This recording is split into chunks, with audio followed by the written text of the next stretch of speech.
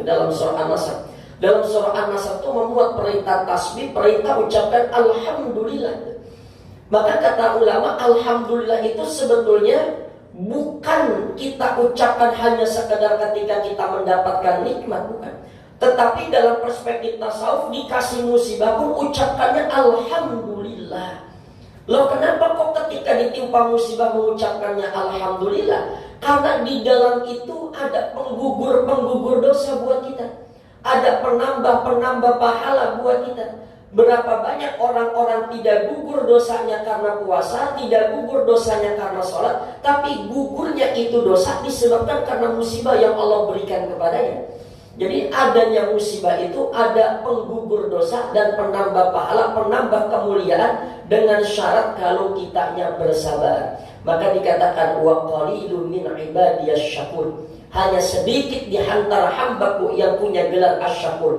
Apa itu asyakur? Dikasih musibah alhamdulillah, dikasih nikmat juga alhamdulillah. Kemudian perintah yang ketiga dalam surah An-Nasr, wastaghfir. Ya, wastaghfir. Itu kalau kita jadi imam sholat, kalau berdiri ya wastaghfir, itu ada haknya. Wastaghfir, ya ada haknya.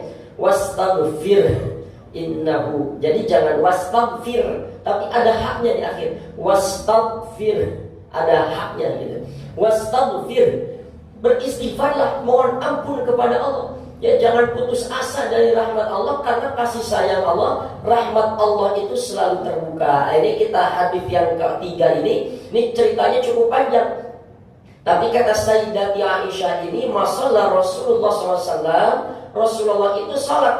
Tidaklah Rasul mengerjakan salatan ba'da an nazalat alaihi idza ja'a nasrullahi wal fath. Ketika turun ayat tadi, setelah turun idza ja'a nasrullahi wal fath, illa yaqulu fiha, melainkan Rasulullah itu habis baca ya fasabihamdi rabbi wastaghfirhu innahu kana tawwaba, itu Rasul membaca doa dulu, subhanaka rabbana wa bihamdika allahumma ighfirli. Jadi Rasul itu habis baca surah itu, beliau membaca doa subhanaka rabbana wa bihamdika allahumma ighfirli. Itu yang dibaca oleh Nabi setelah beliau membaca surah An-Nasr itu.